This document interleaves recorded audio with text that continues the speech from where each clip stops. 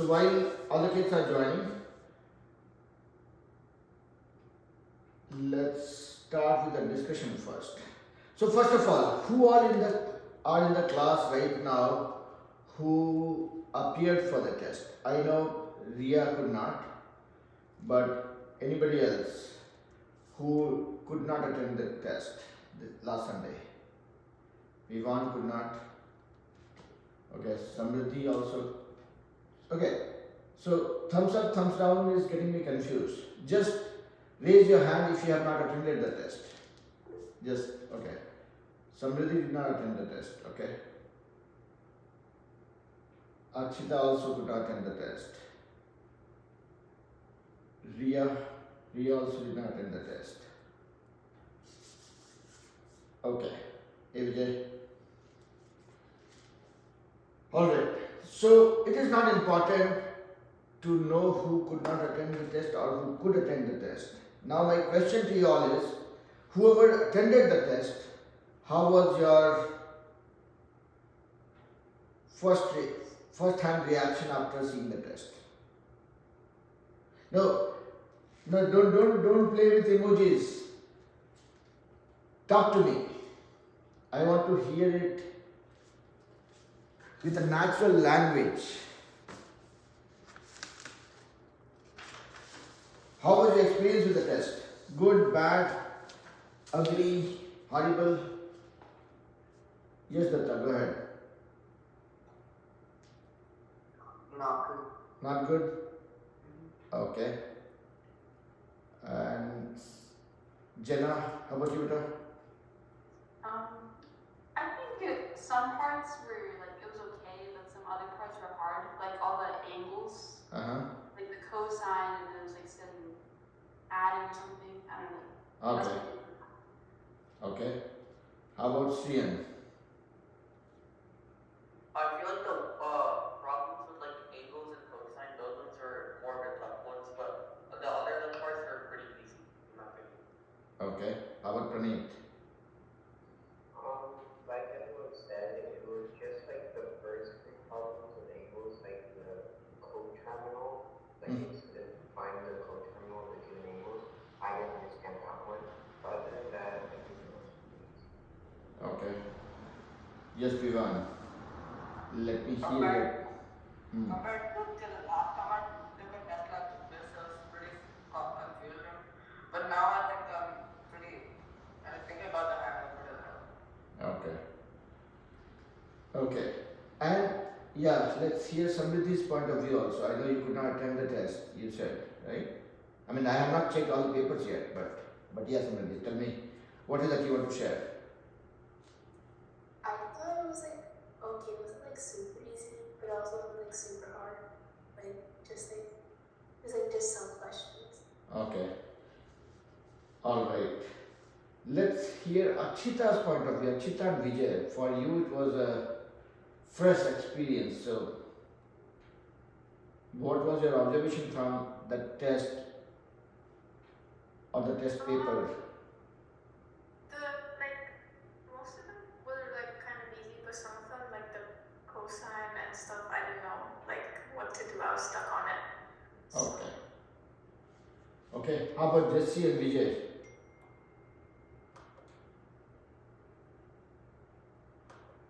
Yeah, Jenna, you're saying something. Go ahead.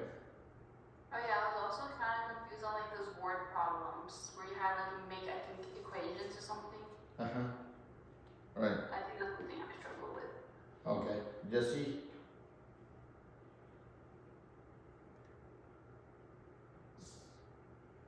Jesse, feel free to share your point of view, okay? I want to hear from you all before I go ahead with my point of view. I don't want to be a monologue. You said my answer, right? Yes, brother. Yeah. I thought it was pretty easy. Like it wasn't too hard. You found it very easy. I think the word problems were kind of hard. Word problems were hard. Okay. Yeah. Vijay, how about you?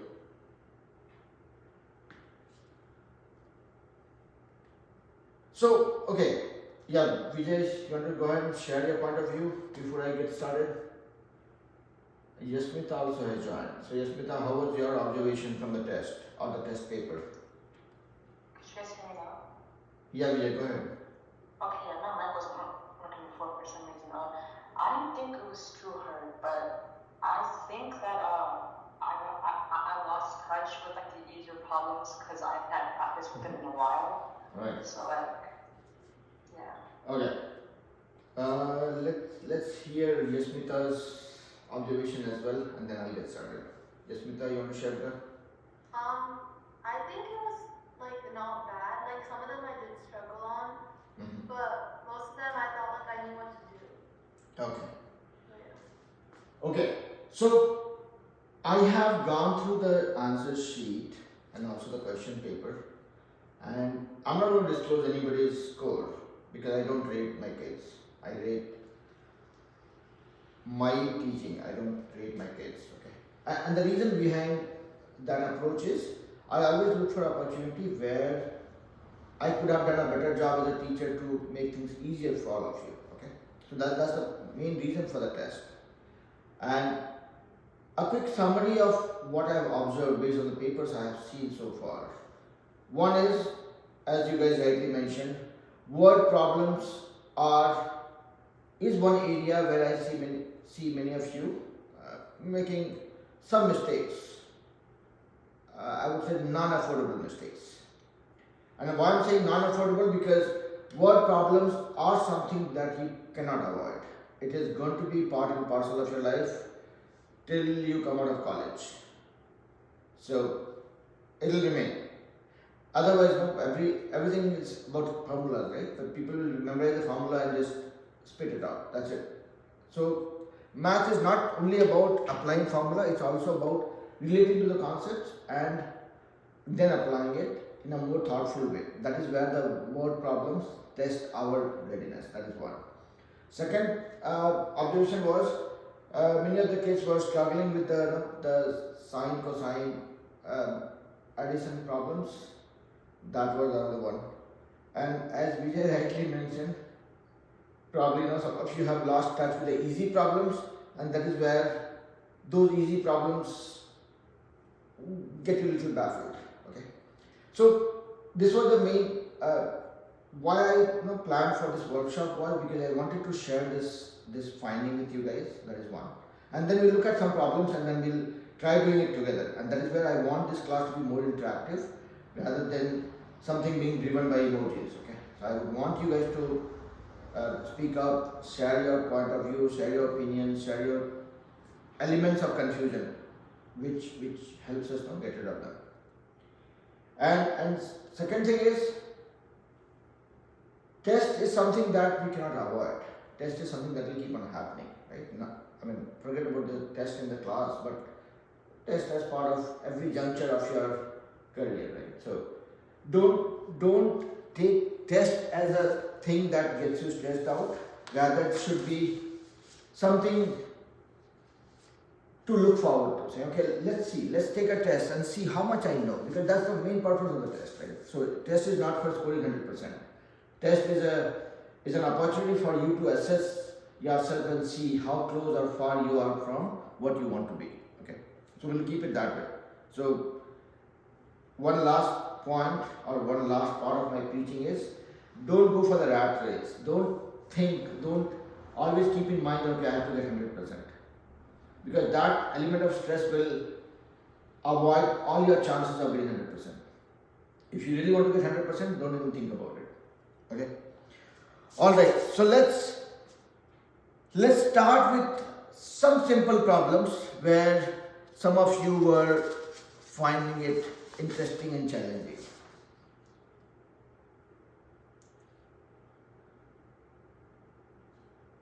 Okay. So let's start with one easy problem and see, this was more on the solution of equation, from solving the equation. Okay, so let me pick up one problem that is minus 29 equals minus 17 plus 4 minus 4 times 4k plus 160 to the power 1 over 6. And you have to solve it for k. Yeah. So this was one of the questions. So again, we are not going to spend a lot of time solving all this. Rather, we are going to debate and come up with our strategy for solving these kind of problems. So I'm not looking for getting any answer from any of you. Yeah, Namya. Rather, I'm trying to understand. So, Ananya, I mean, just because you joined a little late, just to give you a summary of what we're going to do today, I just talked to everybody to get their opinion about how the test was and how did everybody find the question paper and what are sections of the question was easy versus not so easy. And in today's workshop, I'm not calling it a class, I'm calling it a workshop where we are going to debate about all the different types of problems and discuss the strategy. And I promise I'll be not the one who will be sharing the strategy. I would rather want to collect the strategy from you guys and see how kids are approaching this kind of problem. So I picked up one problem where we are trying to solve an equation, which is from the question paper again, minus 29 equal to minus 17 plus, minus 17 minus 4 times 4k plus 160 to the power 1 over 6, and we have to solve it for k. So I want to hear the approach. So as always, Praneeth is raising his hand as the first person. That's okay. Let's see what Praneeth wants to say. What would be your approach, Praneeth, for this one? So, first thing I would do is convert the 1/6 power into the 6th root of 4k plus 160. And then from there, I would add and continue on to isolate k by adding 17 divided by -4, then raising everything to the 6th power to get rid of the 6th root, and then continue on to subtracting 160 divided by 4, which will get you k equals 560 over 4. Okay. So that was quite an elaborate description of the approach. Only recommendation here for Praneeth and everybody would be just try keeping your strategy to few lines, because if you explain me the whole steps, probably I will miss on that one. So that, but the approach was perfectly fine. There was nothing wrong with that. And good thing is Praneeth always raises his hand because he has been tortured by me for the longest by now. Okay, so he knows how to deal with me. But that doesn't mean it's only Praneeth who has to speak up. I would want to get the opinion from everybody else. And my obvious victim would be the kids who have joined recently. So Jesse, how about you? What would be your approach for solving this kind of problem? Give me 2-3 lines.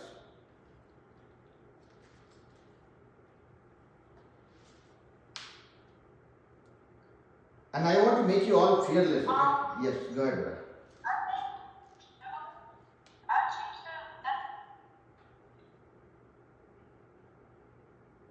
Go ahead, Vera. Your voice was breaking.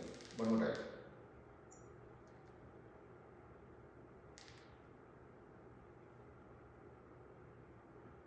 Okay, I'm not able to hear Jesse. Yeah, Jesse, go ahead. Try one more time.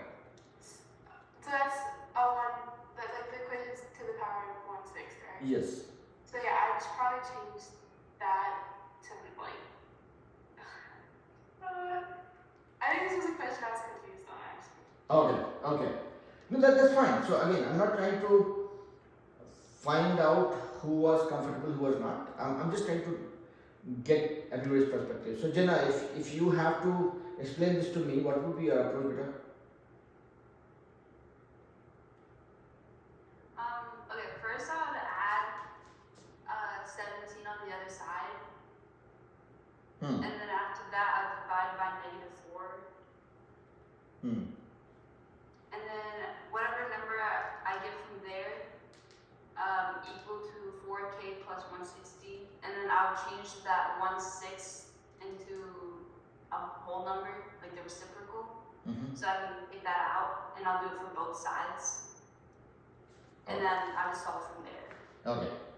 So I think I heard 3 options, and I had 2 options, and Jesse would want me to explain that one more time. So I will do that in the simplest way. But everybody else in the class, be ready. I'll come to each one of you, okay? Because my goal is to make sure that everybody in the class is equally comfortable. So here, like what Praneeth, Jenna, and Jesse were kind of thinking about was, if I were you, my problem is with this guy. Something to the power 1/6. That is what bothers me actually. So I would want to get rid of this power which is in a fractional form. So, and that is where the isolation technique comes into play. So basically what you will do, what I would want to do is, I would want to keep this on one side of equal to sign and everything else to the other side, like what Praneeth and Jenna were explaining. So if I keep this guy on one side, let's say I keep this guy on one side, that means I'm moving -17 to this side, so -29 plus 17. Once this guy moves, then this is -4 times this one, so -4 will come here. Or if you guys want me to do it one by one, step by step, I will do it step by step, so that I don't get anybody confused. So I just moved this guy here. My goal is to isolate this part. So I moved -17 here, which became -12, equal to -4 times 4k plus 160 to the power 1/6. Now, if I want to only keep this one, that means I have to move -4 to other side of equal to. So 4k plus 160 to the power 1/6 will be equal to, this guy will come as a denominator, the butterfly, -12 over -4, which equals 3. So now we have come to a point where this whole thing is equal to 1/6. This whole to the power 1/6 equal to 3. So if you get 6th power of it, then this will be taken care. And now if you remember the third rule of exponent, which says if you have something to the power something in parentheses to power something else, these powers get multiplied. So then this will become 4k plus 160 to the power 1/6 into 6, which equals 1, is equal to 3 to the power 6. Now you guys know, you will find out 3 to the power 6 is how much. And then 4k plus 160 equals 3 to the power 6. So you can find out the value of k from that. Does that sound okay, Jesse? Step by step? Yeah, I get it now. Yeah. So see, again, keep one thing in mind. One punchline that will always stay with you. Always keep one thing in mind, that your teacher who was teaching you was unfortunately not very intelligent. That means you have to break it down into simpler terms. Don't go for any complex calculation. Any math you can solve if and only if you try simplifying it. When you look at this problem, and again, I will bore everybody with my most annoying theory, RAM. Read the question, analyze. When you are analyzing it, that is when you realize that, okay, this power is bothering me. Meaning I want to isolate this thing onto one side of equal to sign, then I should be able to take care of it. So read and analyze help you figure out what your approach would be. That's the strategy I was referring to. Is everybody on the same page? Yasmita, Nanya, Akshita. Okay. Datta, clear? Okay. Now, so let me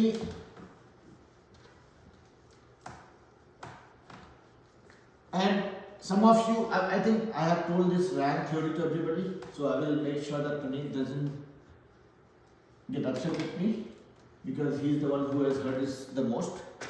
But I will still keep this in the corner, and if anybody forgot what is RAND, let me know. That will be a golden chance for me to reiterate this.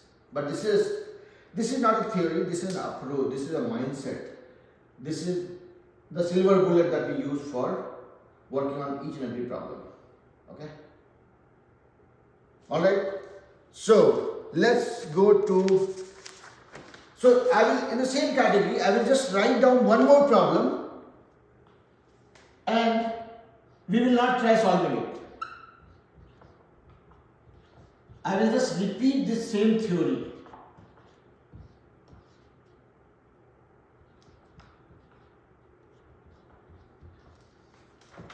Again, when you have to solve for this, remember one thing.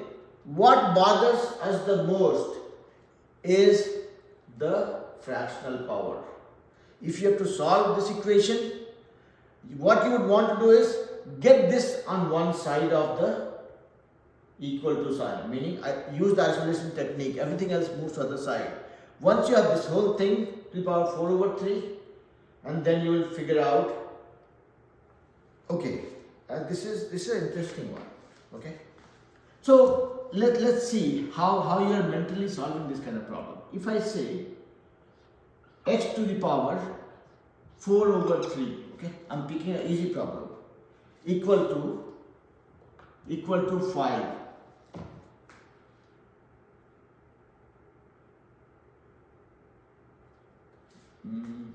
Let me think of a better number so that we can simplify it. Okay, x to the power 4 over 3 equals 27. If you have to solve it for x, how would you go about it? Praneeth, I will give a chance to somebody first, then I'll come to you. So, Akshita, do you want to explain how would you go about it better? How will you solve it for x? Yeah, so I think I would rewrite 27 as the same form as x to the power 4 over 3. Okay. And yeah, so I would rewrite it as x to the power of 1/3 times 4 because I'm going to try to make it equal. Okay, so I think you are thinking in the right direction. Can you help to find out the value of x while I'm bugging everybody else? Okay. Yeah, Vishal. Vishal, go ahead.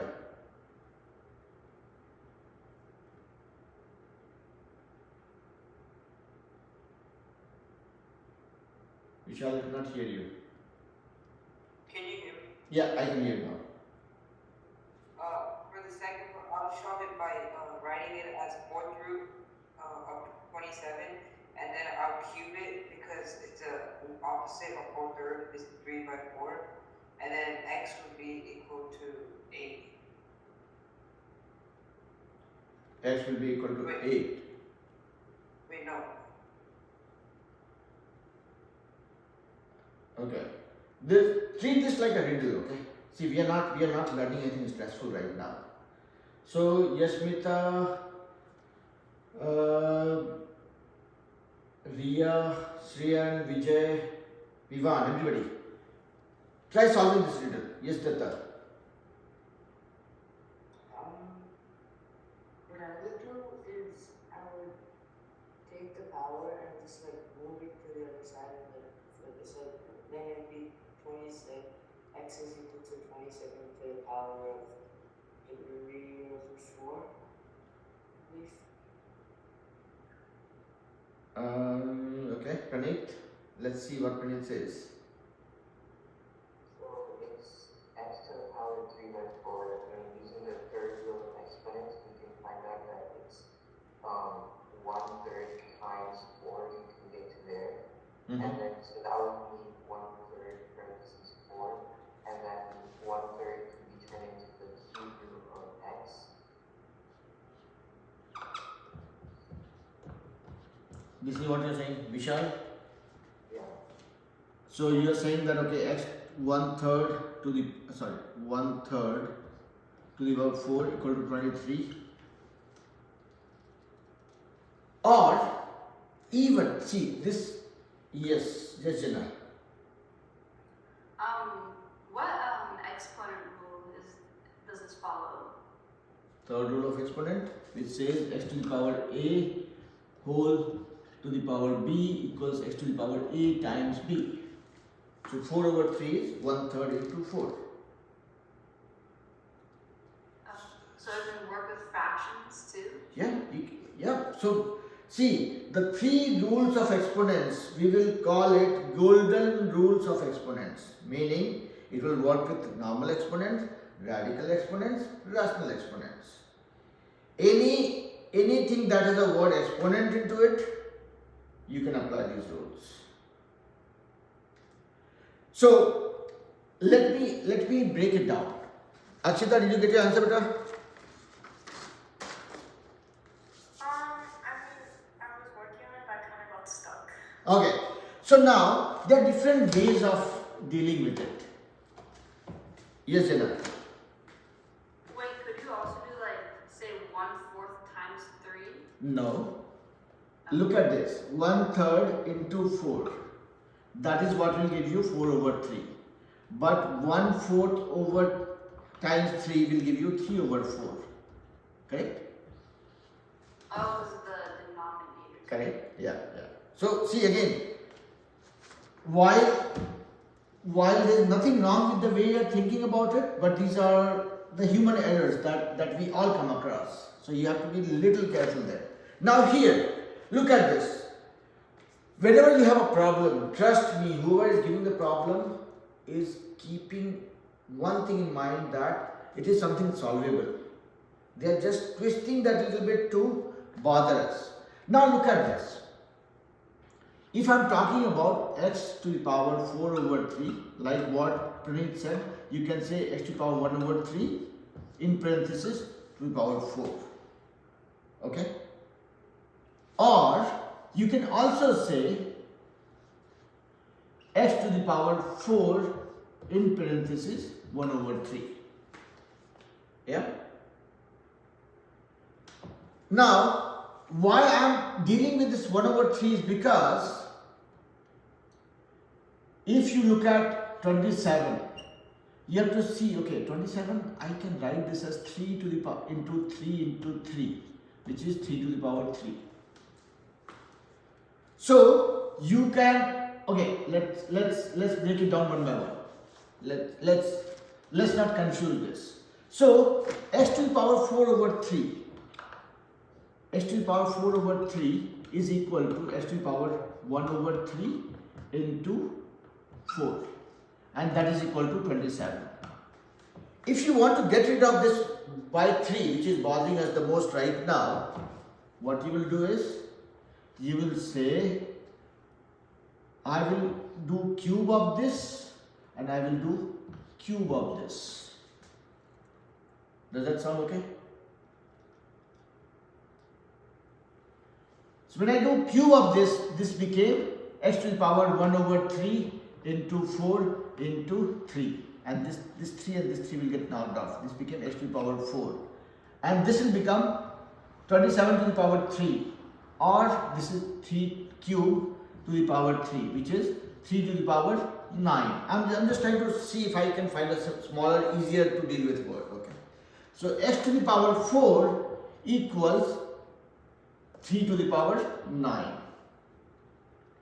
So if I am trying to find out x, that means that is equal to x power 4 to the power 1/4. Meaning if I take the 4th root of this x to the power 4, I'll get x. And that will be, so basically x to the power 4 is 3 to the power 9. So if I do take the 4th root of this, that will be my answer as well.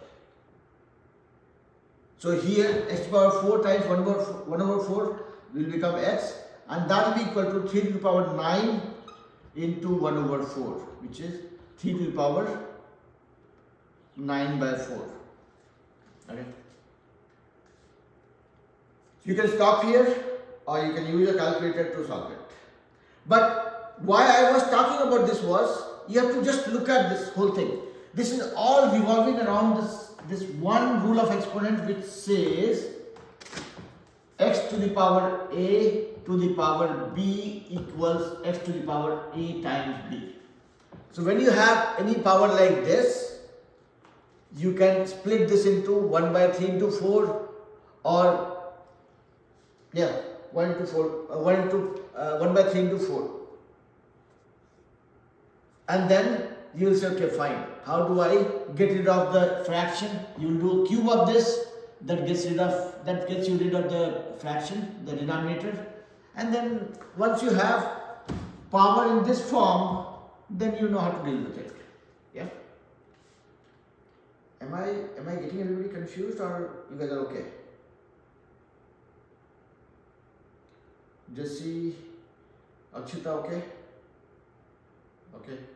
Shreyan, Vishal, Vivan, everybody? Riya, okay?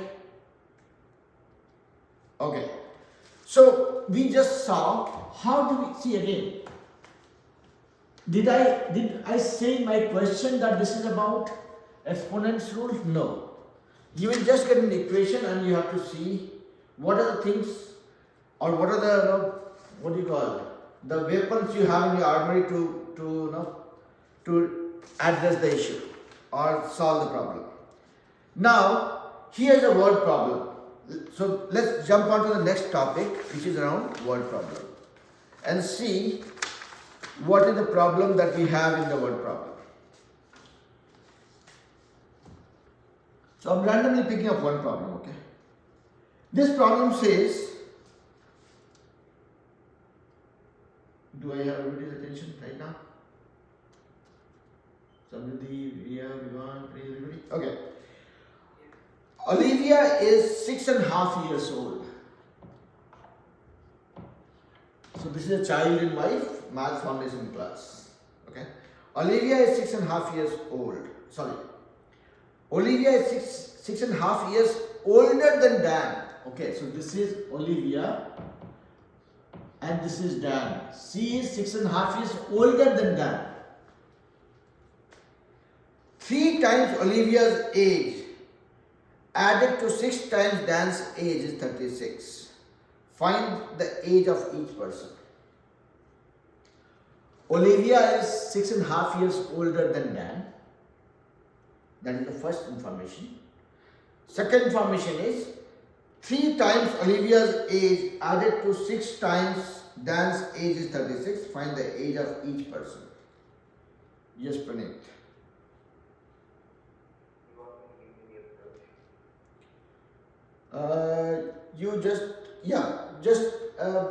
Okay, let's do one thing. Keep your approach ready. I will come to you. I want to pick everybody's brain. So, let's go to Samriddhi. Samriddhi, can you tell me if the question was clear to you and how would you go about it? Wait, can you repeat it so I can write it down? Okay. Olivia is 6.5 years older than Dan. That is the first statement, and then the full stop. 3 times Olivia's age added to 6 times Dan's age is 36. Find the age of each person. So tell me just the approach. I don't want you to solve it while you explain this to me. I would first set up like 2 equations, and I think my first equation I would make it be x plus 6.5 equals to y. Okay. What is x X here? would be Olivia's age, y would be Dan's age. Sorry, say that one more time. X would be Olivia's age, and then y would be Dan's age. Okay. This is Dan's age. Okay. And then my second equation would be 3x plus 6y Equals? 36. Okay. Okay. So Samriddhi, please don't think anything about me, okay? Praneet, I'm just trying to find some mistake in this. Praneet, can you tell me what is the mistake here? in whatever somebody said. Her approach was perfectly spot on. But I want you to tell me what is the mistake that you see in this approach.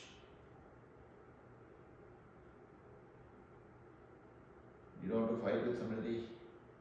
Now, I see again, we are all doing in a playful way. Okay, we're not trying to point fingers, but we're trying to help each other to get it perfect. The only difference I have between her equations and mine is that I used O instead of X and P instead of Y, so it's like, so I would get confused. Okay. with the angles. Let's see. Let's see if there's anybody in the class who can tell me if there's an opportunity for correcting this equation that somebody said. Her approach is perfectly fine, but there's an opportunity. Praneeth, you lost your chance. Hold it.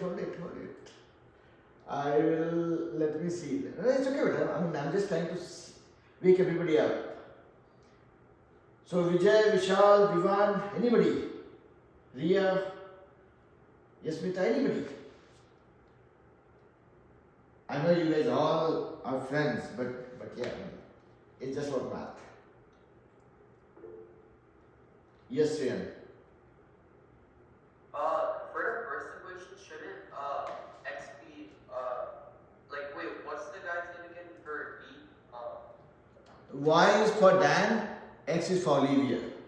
So shouldn't x be Dan, y be Olivia? Because it said 6 point. Wait, yeah, because it said that Olivia is like 6.5 years older than Dan. Exactly. That was the catch. Yes. So Samriddhi, I'll read the question one more time, okay? I know you were rushed to give an answer. You just heard me and then you had to tell me the equation. The question says, Olivia is 6.5 years older than Dan. So whatever is Dan's age plus 6.5 will be Olivia. Does it make sense, Beta? Yeah. Yeah. Yeah. No, so that's perfectly fine. I mean, you did not get even time to react to it. Right? I told the question and you have to frame the equation. So Jenna is thinking. Jenna, shall I repeat the question one more time? Yeah, Beta, go ahead.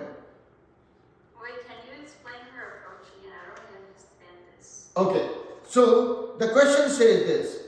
Olivia is 6.5 years older than Dan. So I'll probably, just for the sake of simplicity, I will say Olivia is O and Dan is D. That's what Praneeth was saying. Okay? The first statement says Olivia is 6 years older than Dan. So if Dan's age is D, Olivia's age is Dan's age plus 6.5. Does that sound okay? Second statement says 3 times Olivia's age added to 6 times Dan's age is 36. So 3 times Olivia's age plus 6 times Dan's age equal to 36. Yeah? So you have 2 equations. Find out, it says find out the age of 2 persons. It's simple, right? You got Olivia's age is O, Dan's age is D. You got O value, O equals D plus 6.5. Wherever you have O, you will replace that with D plus 6.5 plus 6D equal to 36. So 3D plus 3 into 6.5, 19.5 plus 6D equals 36. So 3D plus 6D is 9D will be equal to 36 minus 19.5, which is equals 0.561, 16.5. Yeah. So D will be 16.5 divided by 9, which will be probably 9 1 9, 6 5, 9 6 9 7 63 plus 2, 1.72 or something. Okay, I'm not going to that. Yes, Jenna. So to solve, you used substitution? Yeah, so that's a choice that we always have. you can either use the method of substitution or method of elimination, whatever is easy based on the situation or the equation that you're dealing with. Okay? So you can, and again, nobody said this, right? That whether you want to use method of substitution or elimination. When you got this question, you read the question, converted that to mathematical equation, and then you are applying all the things that we know. Correct? Vijay, Yasmita, Akshita, everybody okay, right? Jassi, Ananya? Yeah. Datta okay? Okay. Now let's go to the most interesting part of it. And this was one of the recent topic that we had covered. And that is where I'm pretty sure some of you must be having some tough time dealing with it.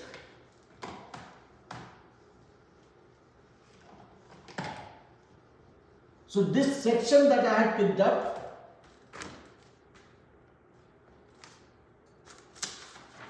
that was around using the sum of sine and cosine angles.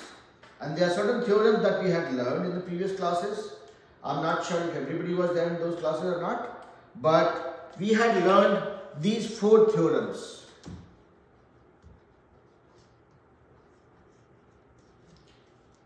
Sine of A plus B equals sine of A cos of B plus cos of A sine of B.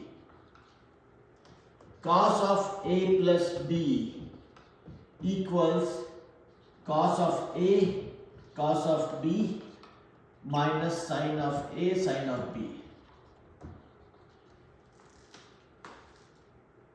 And the third and fourth equation or theorem that we had learned, or the formula, or whatever you call it, sine of A minus B will be equal to sine of A cos of B minus cos of A sine of B.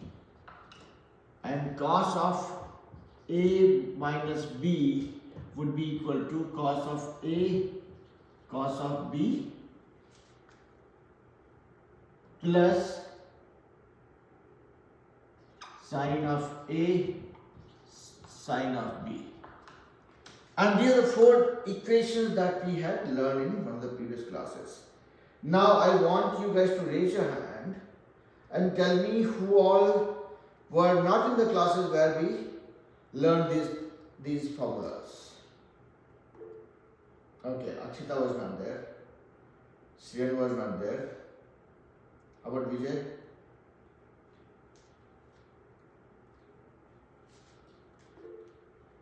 Yes, Peter. It's okay, Peter. I'm just saying that I also wasn't there. Sorry. I'm sorry, you were not there? Yeah, like when we did. Oh, okay. How about Jesse? Were you there, Peter?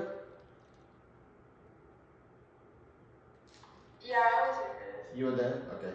How about Vivan? I don't think I was here for this. You did not attend this class. Okay. How about Ananya? Do you remember that? So what we'll do is, first we will use these formulas for solving these problems. Because I know some of you are finding it interesting or little challenging. Yes, Jenna? Can you, I can't tell what the last equation says. Last equation says cos of A minus B equals cos of A times cos of B plus sine of A times sine of B. Okay? Okay, thank you. Yeah. So here, let me first, what we'll do is, we will look at how these formulas came into existence, but that will do towards the end, just for the benefit of some of you who have not gone through this before. But let me first make your life little easier. I mean, that's in contrary to what I always say, that let me try making your life difficult. This time I am taking an alternate approach. What I want to do is, I want you guys to not to worry about all 4 formulas, just worry about first 2 formulas. Okay? So that there is less to memorize. Because this is my weakness. I'm very, very poor. I would not say very poor, I'm horrible when it comes to memorizing things. There is only one thing that I have done good job with memorizing is memorizing tables.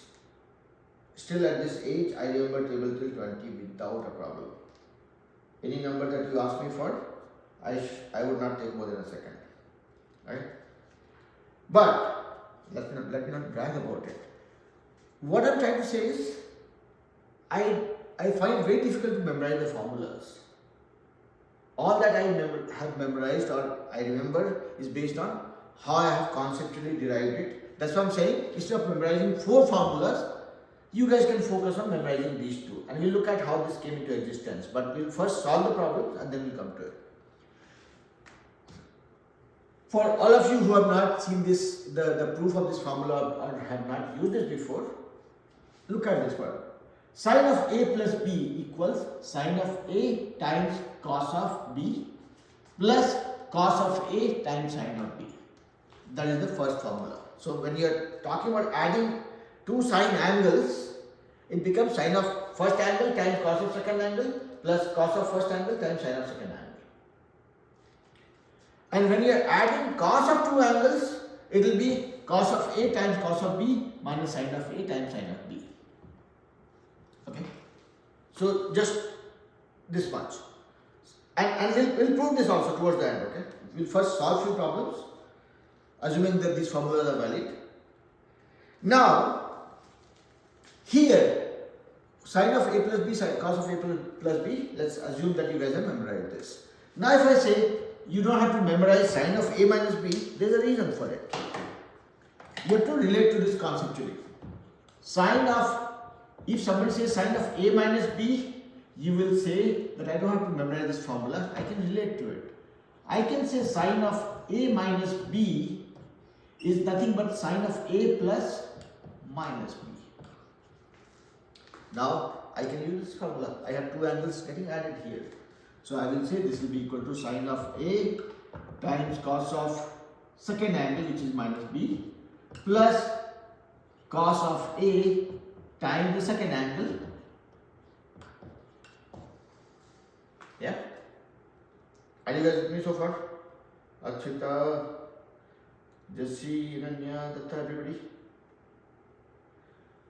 So basically, I'm not trying to avoid memorizing the second formula.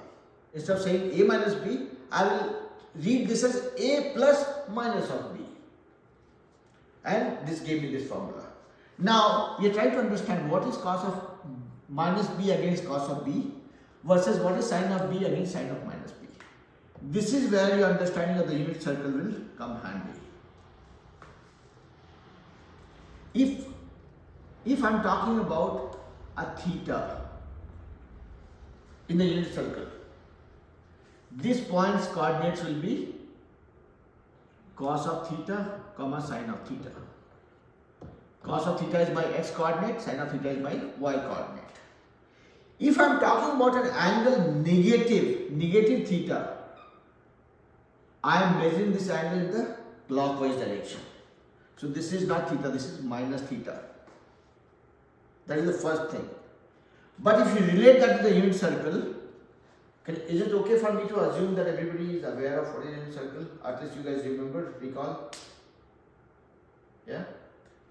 So, when I am talking about cos of theta, I am talking about this theta in the counterclockwise direction. When I am talking about minus theta, I am talking about clockwise direction. And this point's coordinates will be again, unit circle says cos of the angle, which is minus theta here, and sine of the angle, which is minus theta here. So what you see in both the cases is, when you are moving by theta or by minus theta, your x coordinate value doesn't change. X coordinate value is the same. So cos of theta versus cos of minus theta is the same. Only thing changes is your sine theta is positive here and your sine theta is negative here. Your y coordinate is positive here, y coordinate is negative here. So the summary of that is cos of theta is same as cos of minus theta. As you can see, cos of theta and cos of minus theta, same x-axis, both positive. So if you find cos of an angle versus cos of negative of that angle, both are same. I can replace it. Wherein, if you look at sine of theta, it's negative. Sine of minus theta will be minus of sine theta. Am I making sense to everybody? Vijay, Datta, Ananya, Chita, everybody? Jesse, Jenna, everybody, right? And kids, make sure that shout out if I'm making any wrong assumption. Okay? It's okay. My only job is to explain things to you. Yes, Jenna, tell me. Wait, can you explain that one more time, please? The cos theta versus cos of minus theta? Yes. Okay. So, I will go in a very simple way. So whenever, unit circle has taught us only one thing, okay? Only one thing. Though people make a big deal about it, but for me unit circle has taught us only one thing. What unit circle says is, any point on the perimeter of the unit circle will have the coordinates as cos of theta, comma sine of theta. So cos theta is your x coordinate and sine theta is your y coordinate. That's the only thing that unit circle has told us. Okay? That's the only thing that you have to keep with you. Now what is this theta? Theta is the angle that it makes with the positive x-axis. Okay? So if we keep that one line statement about unit circle in mind, so when I'm talking about theta, I'm talking about this angle in the counterclockwise direction. When I'm talking about minus theta, same magnitude of the angle but in the clockwise direction. This is minus theta. And regardless, whatever is your angle with the positive x-axis, that will be the x and y coordinate based on what unit circle has taught us. It just says any point on unit circle, find out the angle that it makes with the x-axis, and cos of that angle will be your x coordinate, sine of that angle will be your y coordinate. Fair? So when you are making angle theta, this is your x and y coordinate. When you are making minus theta, this is your x and y coordinate. So from this, what you see, when you say x coordinate, you're talking about this distance. When you're talking about x coordinate of this guy, you're talking about this distance. Both are same. Yeah? So your x coordinate are both same. Be it a cos theta or be it cos of minus theta. So that's why I'm saying cos of theta is equal to cos of minus theta. Does it make sense, Jana? Now, when we look at the y coordinate value, here when angle is positive, meaning theta, my y coordinate is positive. When my angle is negative theta, my y coordinate is negative. That's why I'm saying sine of minus theta is the same value but with a negative sign of this. Yeah? Make sense? Now this understanding we will take and plug into this equation. So sine of A is anyways positive, we are not worried about it. Cos of minus B, we saw that cos of theta and cos of minus theta is the same. So I can replace this with cos of B. Plus cos of A is anyways positive, we don't have to worry about it. Sine of minus B, we saw sine of minus theta is minus of sine theta. So this is minus of sine B. So this became sine of A cos of B plus into minus gives you a minus cos of A sine of B. Okay? So for the kids who have not seen the proof of this formula, I have still not proved the first two formula, but I am just using this formula to derive the first of sine of, no, sine angle subtraction. Okay. So sine of a plus b, we learned that, okay, sine of a cos of b plus cos of a sine b. We memorized rather, we have not learned it. Sine of a minus b we can derive using this approach and relating that to the unit circle. Everything is the same, only a sign changes from plus to minus. Yeah? Is that okay to relate? Datta, Akshita, Yes. just see everybody? Samnidhi, Jana, everybody okay, right? Okay. Now, so we saw sine of a minus b and cos of a minus b also we can prove in 2 minutes. It will not take much time because now we have decoded this thing using the unit circle. So cos of a minus b, I can again rewrite that as cos of a plus minus b because we have learned this formula. We want to learn another formula. A plus minus b and substitute, plug into this equation. Cos of a plus b is cos of a times cos of b minus sine of a times sine of b. So cos of a times cos of b, here my angle is minus b, minus sine of a times sine of b, which is again a minus b. And you see that cos of minus b and cos of b are same. Cos of theta and cos of minus theta are same, so I will not care about it. I'll just replace this with cos of b. Minus sine of a is fine, but sine of minus b is equal to minus times sine of b. So minus times sine of b. Okay, so minus into minus will become plus, and this formula became cos of a cos of b plus minus into minus plus sine of a sine of b. Okay. So sine of a plus b is sine of a cos of b plus cos of a sine of b. Sine of a minus b, because this negative sign flips this symbol here. So sine of a minus b will have the same value, but where did it go? Okay, we deleted that.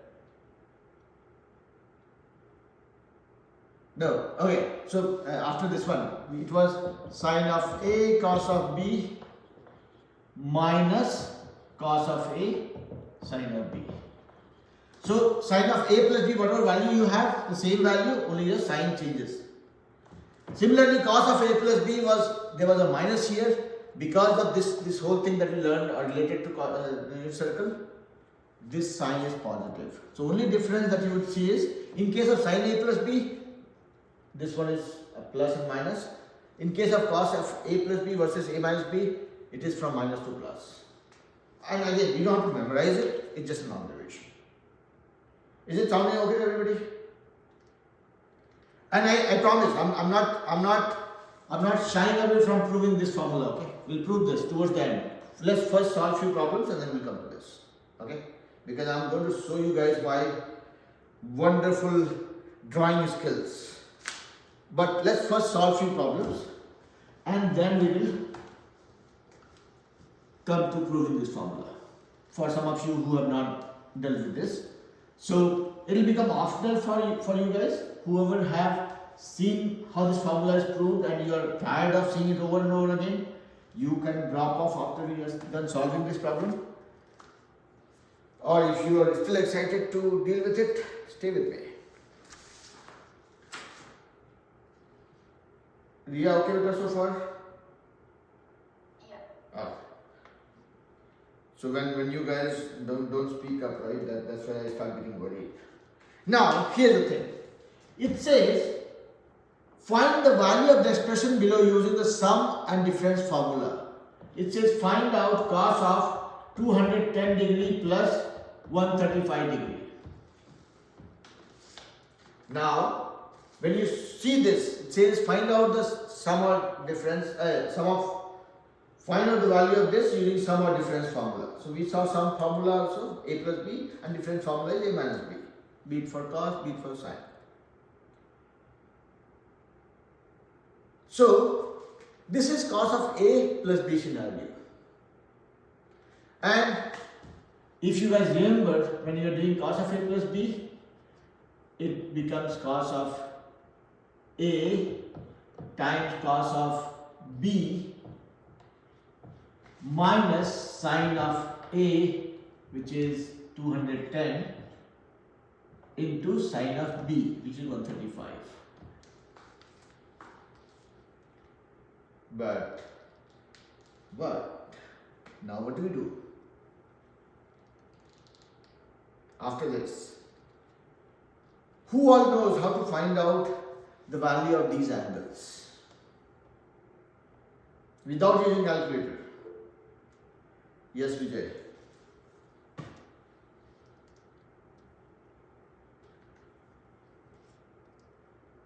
Yeah, Vijay, unmute yourself and tell me what is that you want to share.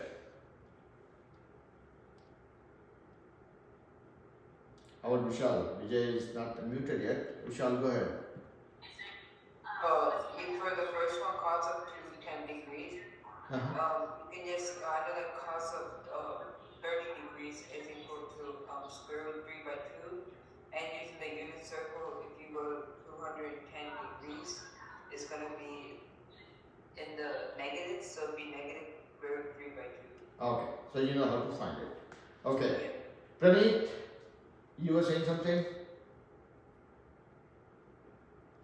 I just use the unit circle to Hmm. find out. Exactly.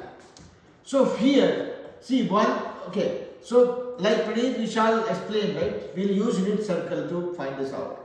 But remember one thing, there is one table that will keep on coming to you over and over again. This is the basic table that you will deal with. These are the standard, most commonly used angles that will keep coming across. Sine 0 is 0, sine 30 1 by 2, sine 45 1 by root 2, sine 60 root 3 by 2, and this is 1. And cos you write in the other direction. So 1 root 3 by 2, 1 by root 2, 1 by 2, 0. And sine over cos is 10. So if you remember the first row, you can find out everything else. And why I am saying this is because you will keep coming across these numbers, these angles. These are the most commonly used angles in trigonometry. So now what Praneet and Vishal were explaining here was that if you have to find out cos of 210, so cos of 135, sine of 210, sine of 135, your best bet to find out this value in an easier way is unit circle. Okay? So, what does unit circle say? Any point on the unit circle, your coordinates will be cos of theta, comma sine of theta. X coordinate will be cos of theta, y coordinate will be sine of theta. When I say x coordinate, I am talking about this distance. When I am talking about y coordinate, I am talking about this distance. Now, let's see. If I am talking about 210 degree, so there are only two angles, 210 degree, 135 degree. 210, 90, 180, and then 30. So here to here, this part is 30, and here to here is 180. Here to here is 210. Regardless, this point's coordinates will be cos of 210 degree, sine of 210 degree. Okay, we'll figure it out. Now, 135 degree. 135 degree when we talk about, so I'll just make one. This is 210. 135 is 90 plus 45. So here to here this is 45 and this part is 90 degree. So here your coordinates will be cos of 135 degree and sine of 135 degree. Okay? You are trying to find it out. What you will do is always break this into smaller triangles, find out the absolute value, and then see which quadrant it is falling in, and that will be a value. So let's say if I am talking about 135 degree, this is falling in second quadrant. Okay, don't worry about it. This is 45 degree. I'll drop a perpendicular from here to here. So this will be my x coordinate and this will be my y coordinate. Let's look at this as a right angle triangle only, without worrying about the sign and all. This, see, this is 45 degree, this is 45 degree, that means this is 45 degree as well. Here, if I am looking at this one, this length will be 1 by root 2 and this length will be 1 by root 2, because this is unit circle, right? I mean, this is 1, this length is 1. So this is x coordinate, this is y coordinate. So x over 1 is equal to cos of 45 degree. I am just talking about the magnitude, I am not looking at the sign at all. I am just looking at this triangle. This is 1, hypotenuse is 1, and this is x and this is y. So x over 1 will be sine of 45 degree, and y over 1 will be cos of 45 degree. So your sine of 45 is 1 by root 2, cos of 45 is also 1 by root 2. So this distance is 1 by root 2. This distance is 1 by root 2. Now you look at the sign. This is 1 by root 2, but in the second quadrant, my x coordinate will be negative. So my cos 135 is negative of the magnitude that we got. This is cos of 135. Sine of 135, this value, and in the positive direction. So cos of, what am I saying? This is cos 135, this one 1 by root 2, negative, and sine of 135, which is the y coordinate, this value, and positive. So 1 by root 2. So here you found sine of 135 is equal to, so if you substitute in this equation, you have found cos of 135 as minus 1 by root 2 minus sine of 210 is not decoded yet, and sine of 135 as 1 by root 2. So you got these two values. Are you guys able to relate to what I'm saying, or I'm just teaching myself? Is everybody with me? Achita, Riya, Jana, everybody? Datta? Yeah. Okay. So basically, unit circle helps us to find out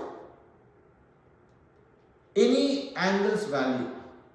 First you find out the magnitude, absolute length, and then based on which quadrant that's falling in, you will put a sign to it. So that is how this absolute length was 1 by root 2 and this was 1 by root 2. Since this is in second quadrant, so my x value is negative, y value is positive.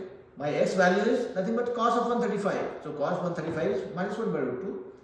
Y value is nothing but my sine of 135, which is 1 by root 2. So we found these two angles. Same thing when you come back to 210, you are actually falling in here. So this angle is 30 degrees. So what you can do is drop a perpendicular. Look at this triangle in isolation where your hypotenuse is 1 and you are trying to find out this length. This is your y and this is your x. So in this triangle, again this is 30 degree. So sine y over 1 is equal to sine of 30 degree. I'm just looking at the absolute value. So y equals sine of 30, which is 1 by 2. So y equals 1 by 2. So this distance is 1 by 2. Now, what is the x value? So x over hypotenuse, which is 1, equals cos of 30 degree. So x equals cos of 30. Cos of 30 is root 3 by 2. So you got this absolute length as root 3 by 2 and this length as 1 by 2. Now since this is in third quadrant, your x and y, both the values are negative. So your cos 210, which is this length, will be minus root 3 by 2 times cos of 135, we already got that. Sine of 210, which is again this value 1 by 2, but in the negative direction. So here it will be minus 1 over 2. You can plug that in. and you're good. Summary of this whole thing is, there are two things that we missed here. So this is a classic example where this is a classic example of a AP pre-calculus kind of scenario, Akshita, if that makes sense to you, okay? You're not just using the formula for sum of angle for sine or cosine. You are using that formula and clubbing that with unit circle to find out your ultimate solution. Yeah? So, I mean, remember when Akshita, you asked me, so is this a AP pre-calculus class or a pre-calculus class? I said, it's the same. Because the type of problem that we deal with, AP pre-calculus and pre-calculus conceptually cover the same topics, but when the multiple things are combined together, that is when it gives you the flavor of AP pre-calculus. Correct me if I'm going wrong, okay? And these are some of those typical scenarios that where you will get a flavor of that. Okay? So everybody clear, right?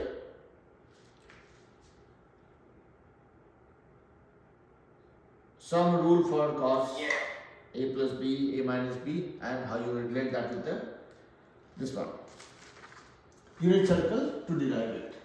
There will be a situation when you are dealing with smaller angles, 30, 45, 60 kind of a thing. Then you don't have to go to unit circle. Unit circle you will go to only when you see your angle becoming more than 90. And unit circle gives you a visual dimension to finding out or solving the problems. Does that make sense to everybody? So, we just looked at one problem. If you look at this whole thing, all are relating to the same concept. How do you look at cos of A plus B, cos of A minus B, sin of A plus B, sin of A minus B? And apply that, and wherever you need to borrow help from unit circle, that is where, depending on the question you are dealing with, you will have to apply that. Yeah? So I'm not going to go solve each and every problem, but one quick call out here is, you might get this problem in two flavors. One is when the angle is in degree form, and second when the angle is in radian form. And both are the same. I mean, I never bothered to think about it, the difference between degree and angle, because 180 degree is equal to pi radian. That was my interpretation. So whenever somebody says 90 degree, okay, pi by 2. 45 degree, pi by 4. 60 degree, pi by 3. That's a mathematical interpretation, that's all. But there is no extra focus needed for converting this. But you might get a question, okay, fine. Find out cos of pi by 3 plus 3 pi by 4. And if this baffles you, convert that into degree and then deal with it. So whichever way you are comfortable, you can choose your option. Now a quick call out. What I'm going to do is, in next 30 minutes, I'm going to try proving the formula for sum of angles for sine and cosine. All of you who think that you remember and you don't want to waste your next 30 minutes to see the proof of it one more time, you can drop off. If you want to do it, see it happening one more time, you are more than welcome. Stay with me, get tortured by me for next 30 minutes. And some of you who have not seen it before, it will anyway be a learning experience. So, if anybody wants to drop off, you are certainly free to drop. But next 30 minutes, I'm going to prove these two formulas: sin of A plus B equals sin of A cos of B plus cos of A sin of B, and cos of A plus B equals cos of A cos of B minus sin of A sin of B. If anybody wants to drop off, please feel free to do so. If you want to bear with me for next 30 minutes, I'll prove that formula. Yeah? So, Akshita and I think Datta, you guys, and Vijay probably, you guys don't have that option. You guys can probably stick with me, and Jesse also. If anybody wants to drop off, please feel free. And again, even if you forget and you dropped off, you can watch the video anyways later. Okay? So I'll start with the background for this one. So for all the kids, right, who are relatively new with me, there's one problem that I have, and that you guys will have to deal with me. Yes or no? Is this class till 8:30? 8:15 to that. Okay. Yeah. Because we are not going to have class on this weekend. I'm out of station. That's why I thought no, I'll use today's 2 hours for compensating for that class on the weekend. Okay? Oh, okay. Yeah. Thanks. Okay. So what I was saying was that kids who are relatively new with me, your teacher has one problem, and that problem is I never take anything on its face value. I'm not talking about people, I'm talking about the mathematical formulas. Any formula that I teach you guys ever, I have that instinct of proving it. I don't accept any formula just like that. When I was your age, that was the approach I followed. And that is probably the reason why it is staying with me this long. So any formula, somebody says, okay, this is a formula, use this formula. I'll say, okay, explain me why. I will break my head, keep scratching my head till I get convinced that okay, that formula can be believed. And that's probably one of the reasons why I am this here. I scratched it enough. Okay. Alright. So that was the dad joke, let's move on. So we are talking about sine of a plus b equals sine of a cos of b plus cos of a sine of b. And I would suggest don't accept this formula just because a 50-year-old man has told this to you.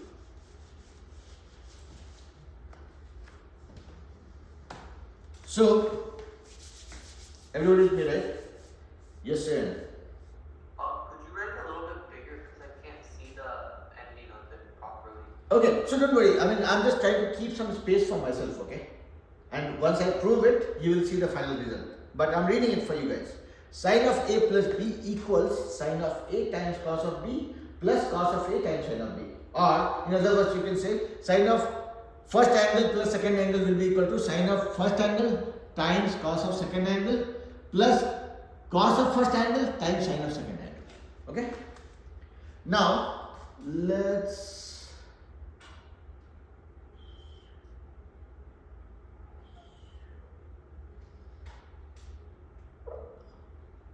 say I have drawn a right angle triangle with angle being A.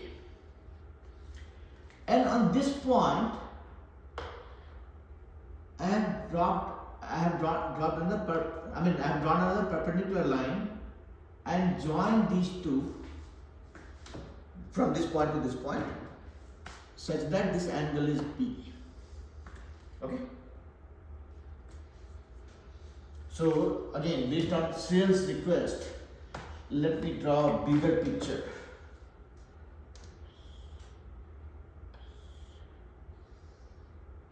This is angle A, and from here I have dropped a perpendicular line and joined these two such that this angle is B. Okay? Now, when I join these two lines, only thing I have taken into consideration is this length from here to here is 1. Okay? So whatever magic you want to do, this length I have given as 1. So now you are seeing two right angle triangles. This right angle triangle, let's say this is P, Q, R, and on this point R I have drawn a perpendicular line which meets this angle B such that this length is 1. Okay? So this length is 1, this angle is B, this angle is A, and everything else we don't know. Everybody okay so far? Akshita with me? Shreyan, Riya, everybody? Ananya? Yasmita? Okay. Now, okay, let's look at triangle. Let me use this corner. Triangle PRS. I'm looking at triangle PRS and I'm just going to use basic simple SOHCAHTOA. Here, this is my angle B. I'm looking at this triangle, okay? SR. So, if this is my angle B, SR over 1, SR, this length, over 1, which is hypotenuse, will be equal to sine of B. Everybody agrees? In this triangle, the one sitting on the top, SR over 1 is equal to sine of B. That means SR equal to sine of B. I will give it a name. This is sine of B. Okay? So that I can use this space for myself. Now, what is this length? Okay. PR, so SR equal to sine of B. PR, this length, PR by 1, or the hypotenuse, adjacent side by hypotenuse, will be equal to cos of B. Or I can say PR equals cos of B. This length is cos of B. Everybody with me? So this is cos of B. Now how about this length? Now we are coming to this triangle. So here in this triangle, this is hypotenuse, which is 1. This one we can relate to angle B, and this is sine of B, and this is cos of B. Yes, Jenna? So basically from the equation, you're just labeling the two triangles? No. I'm not even looking at this equation right now. Oh. So I have drawn these two triangles. This is my laborer triangle, which is carrying the burden of this triangle on its head. Yeah? Alright? Yeah, Vishal, you're saying something. I'm just gonna ask you if you could like explain it one more time. Yeah. Because I got confused. Okay. What I have done is I have to find out sine of A plus B, two angles, okay? So that's why I'm doing some magical stuff to get two angles A and B, okay? This was my base triangle,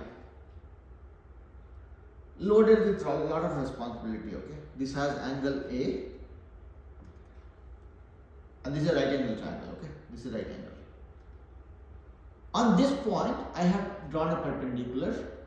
So this is also 90 degrees, and angle B, this line meets this perpendicular line such that there is a condition that we have used such that this length is 1. Okay. So this triangle which is carrying the burden of this triangle, the triangle which is sitting on the head has a hypotenuse of 1.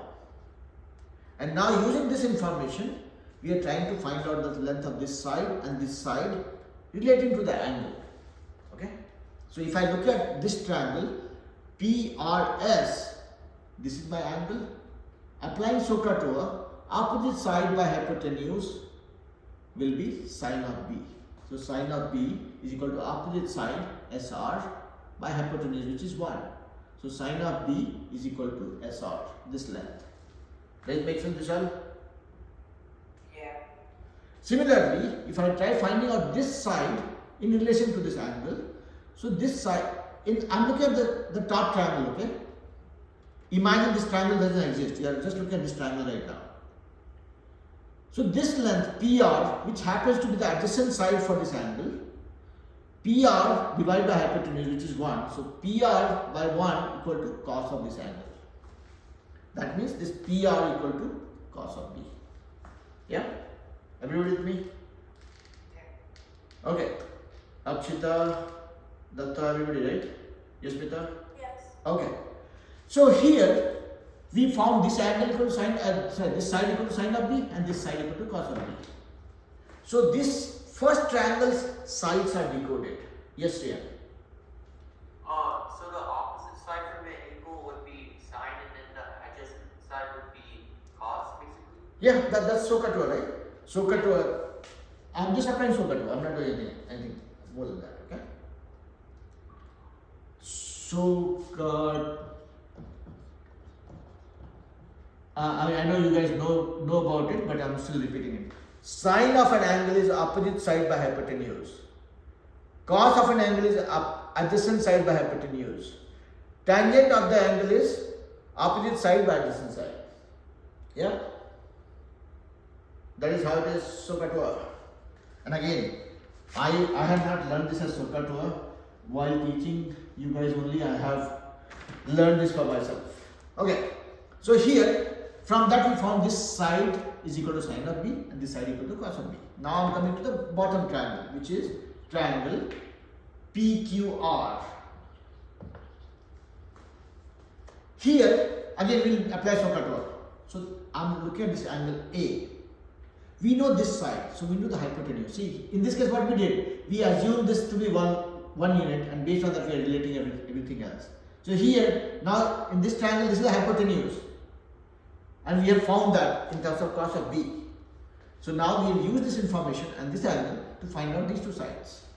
So here RQ, or let me put it this way. So sine of A will be equal to opposite side RQ divided by hypotenuse, which is cos of B. That means RQ equals cos of B times sine of A. Make sense? So this RQ equals cos of B times sine of A. You guys are seeing something shaping up. Yeah? Now this side, let's find out. This is adjacent side for this angle. So cos of A in this triangle will be equal to adjacent side, which is PQ, divided by the hypotenuse, which is cos of B. So that means PQ, this length is cos of A times cos of B. Yeah? So we found this is cos of A, cos of B, and this is cos of B, sine of A. Yeah? So far if you look at all that blabbering I was doing was only to find out the value of the sides relating to the angles that we are trying to deal with. Everybody okay?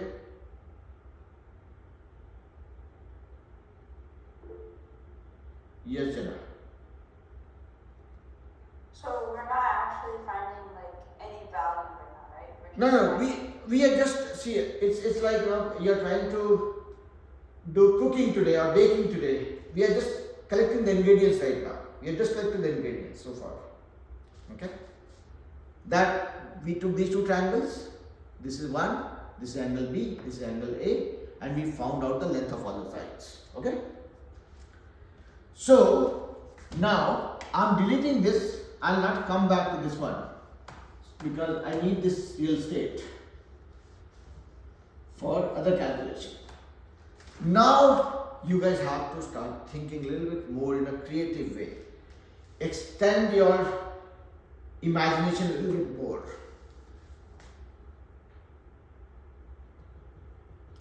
So see, what is that we're trying to find out? We're trying to find out sine of A plus B, right? This is A and this is B.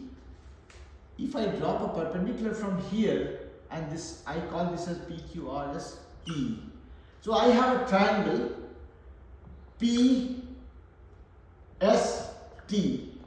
where this angle is A plus B, correct?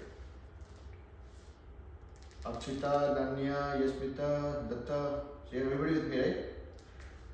So we initially split this into two pieces. This is triangle with angle A, this is triangle with angle B. Now we are combining these two and looking at this triangle. And let me give it a color. I'm looking at only the green triangle right now. When I look at this green triangle, what will be my sine of A plus B? Sine of A plus B will be opposite side, which is ST, divided by hypotenuse, which is 1. So if by hook or by crook, if we find out this whole length, that will be my sine of A plus B, correct? Do you guys agree or not? Yeah. If we find out this length, that will be my sine of a plus b from this triangle. Sine of, this is my a plus b, opposite side by hypotenuse. My hypotenuse is still 1. So now let's find it out. So what we'll do is, from here I am dropping a perpendicular. And why I am doing that? Because, see, if I look at this ST, this is made of 2 pieces. This piece, which is known, and this piece that is not known yet. Correct? So I will say, let's come to a very mean approach. I am saying that if I have to find out ST, let's say this is U, okay? If I have to find out ST, this whole length, I'll say this will be equal to SU plus UT. Yeah?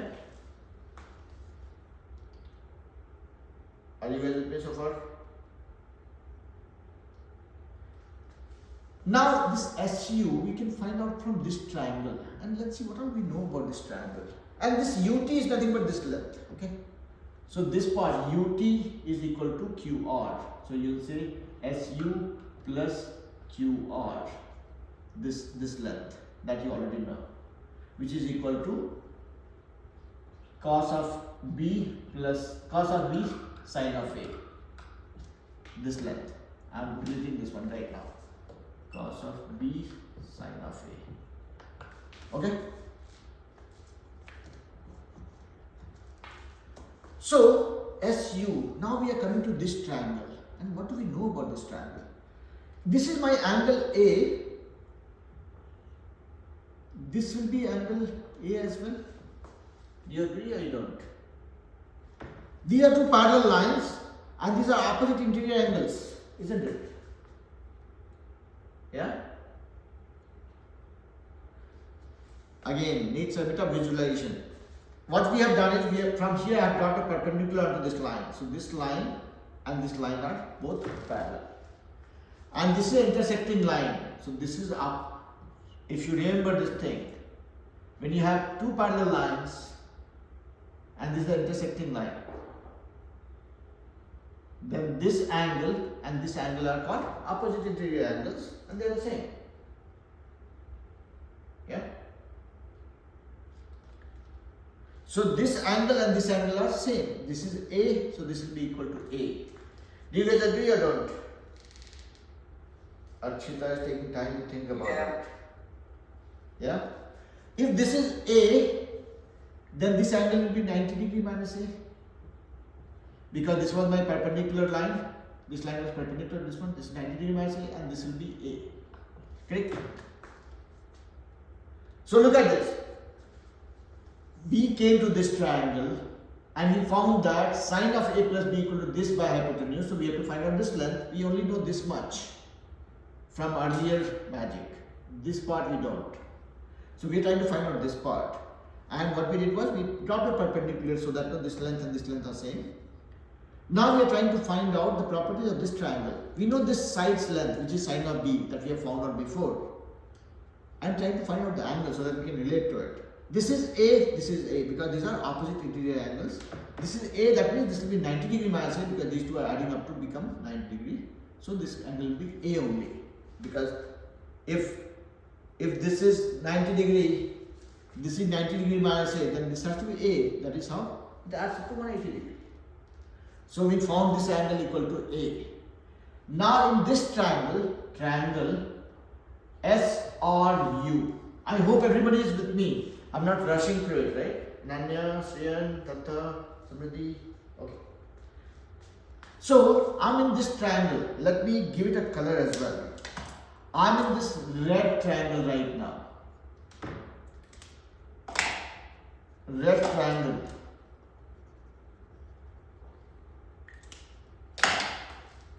This is my angle A and this side, this length we are trying to figure out. We don't know that yet. So this length will be what? Let's say SU. So this is my angle, this is the adjacent side, my hypotenuse. My sine of B, this side. This side, adjacent side by hypotenuse will be equal to sine of A. This is A. So sine of A will be this side by hypotenuse. That means SU equal to, oops, my bad. I myself forgot the SOHCAHTOA.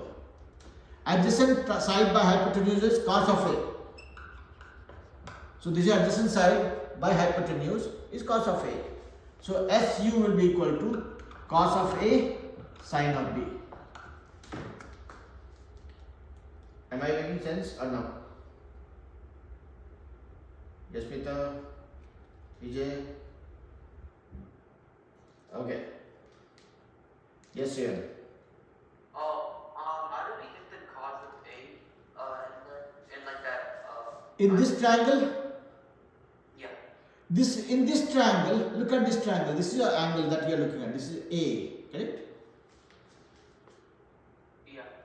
If this is A, I'll apply SOHCAHTOA. What SOHCAHTOA says? Cos of an angle is adjacent side by hypotenuse. So when this is by angle, this is by adjacent side, this is by opposite side, correct? Yeah. So cos of this angle will be equal to adjacent side, which is SU, divided by hypotenuse, which is sine of B already. So from that we got S of U equal to cos of A sine of B. Okay. Now I will also find out this length RU. Again, RU is opposite to this angle. So sine of angle A in this triangle, red triangle, will be equal to RU divided by hypotenuse, which is sine of B. That means RU equals sine of A sine of B. Okay. So now in this whole diagram, I will just give you guys a quick rundown before I go back to the formula. We have this triangle with angle A. This is a right angle triangle. On this point, we dropped a perpendicular such that this angle is B and this length is 1. From this triangle, we found out, applying SOHCAHTOA, that this is sine of B and this came as cos of B. We took this information, came to this triangle. From that, we found this length using this sine of angle A. This side came out to be sine of A cos of B, and this side came as cos of A cos of B. Okay. Then that helped us find out the sides of the first two triangles. Now we are saying, okay, we have to find out sine of A plus B. So from here we drop the perpendicular so that we have this green triangle and this angle is sine of A plus B. So sine of A plus B will be opposite side by hypotenuse, which is 1. So this length we have to find out. If we find out this length, that will be equal to sine of A plus B. I don't know whether that matches with this or not. So we are trying to find out this length. Now this length is made of this length plus this length. So we dropped the perpendicular here and we got this red triangle, and we found that this angle is also equal to A, because this is A, this is A. These two are parallel line, opposite degree angles. This is A, that means this is 90 degree minus A, because this was a perpendicular line. This line was perpendicular to this line, so 90 degree minus A, this is A. So in this triangle we found A. So this angle is A, hypotenuse is known, we are trying to find out these two sides. So here cos of A will be adjacent side, that is US by hypotenuse. US by hypotenuse equal to cos of A. So that means US or SU, whatever it is cos of A times sine of B. Similarly, this side, this is opposite to this angle, so that is related to sine of A. So sine of A was opposite side by hypotenuse. So this is opposite side by hypotenuse. That means this opposite side RU is equal to sine of A times sine of B. So we found this length. All the sides that we see on the picture right now, we have got all their lengths. Now we are coming to sine of A plus B. Sine of A plus B is this length, ST, which is US plus this one. SU we got as cos of A sine of B. UT or RQ are same, and this one is cos of A sine of B. So cos of A sine of B, sine of A cos of B plus cos of A sine of B. Sine of A cos of B, this is the first term, and this is QR, this is this one, and SU is this one. So this one is cos sine of A cos of B plus SU cos of A sine of B. So this first formula is proved. Do you guys see it, or I'm getting you confused? Yeah. Now, why I extended this one? Because now if I look at cos of A plus B, cos of A plus B, again I am looking at this green triangle, this will be equal to adjacent side, which is PT, divided by hypotenuse, which is 1. Now PT is what? PT is whole distance PQ minus TQ. TQ or UR, both are same. Minus TQ. PQ minus TQ. PQ was cos of A, cos of B. And TQ is same as this one. TQ was, this was sine of A times sine of B. This is what we saw in this triangle. So here you look at this angle, sine, I deleted that, that's why I have to rewrite it. So in this rectangle, sine of A was equal to opposite side, which is RU, divided by hypotenuse, which is sine of B. So RU equal to sine of A, sine of B. That is what I have written. So RU and TQ are same. RU and TQ are same. So quick rundown in less than a minute. You have this triangle with angle A, this triangle with angle B. Both are right angle triangles. The hypotenuse is 1. From that you found this side, this side. You took this information of the hypotenuse. You came to this triangle, found out this side and this side, cos of this. Again using Sukatoa. After that, you draw the perpendicular from here to here. You are trying to find out sine of A plus B will be opposite side by hypotenuse, which is 1. So this side you have to find out. This length you knew. This length you have to find out. Draw the perpendicular. You got this angle. From this you found this side and this side. Now, when you have to find out this length, that was this, you added it to this length, that gives you this side, which is equal to sine of A plus B. Similarly, when you talk about cos of A plus B, that will be this side by hypotenuse, which is 1. So this side is this minus this, and this part is coming as this. So this length is cos of A cos of B minus this length, which is sine of A sine of B. So this formula is also trustworthy now. And I'm sure I might have rushed through it at the end, but when you try, see, the best option is just try drawing this and try playing with this. Okay, you don't have to ever prove this formula. You are doing it out of your own interest. You are trying to question or challenge your teacher to see why this formula can be believed, and you can prove it yourself. Yes, Jenna?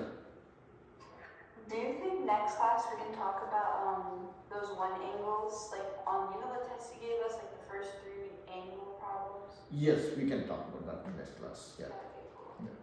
Yeah. Okay. All right. Is everybody clear?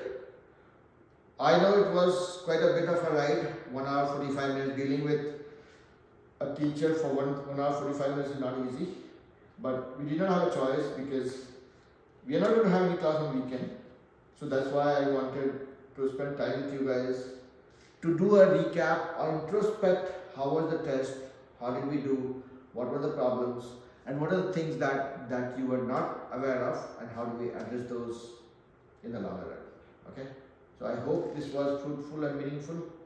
Good news is no class on weekend for you guys because the teacher is not in town. Yeah?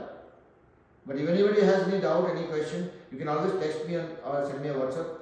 I can still try solving those things being remote without being visible to you guys. Okay? With that being said, enjoy the rest of your week. Have a good weekend. Stay warm. Thank you, sir. Alright, bye bye. Thank you. Yeah, Bye. bye bye.